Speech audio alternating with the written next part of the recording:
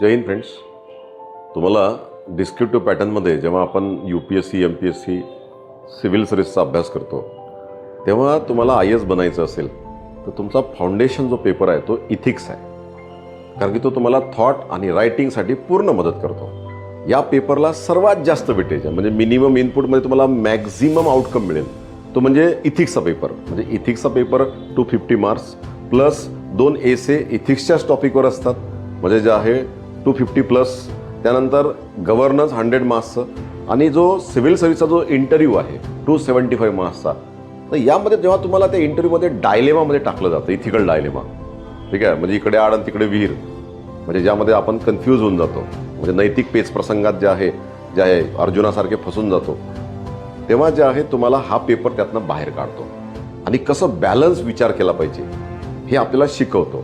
त्यामुळे 275 plus 250 plus 250 plus 100 marks governance आणि पूर्ण आन्सर रायटिंगची थॉट प्रोसेस आणि रायटिंग ही जी आहे ना या पेपरवर अवलंबून आहे. त्यामुळे काय होतं, आपण ग्रॅज्युएशनसारखा अभ्यास करतो परंतु आपण हे विसरतो की आपण वेगळ्या सिच्युएशनमध्ये आहे. त्याचं नाव आहे descriptive pattern civil services examination.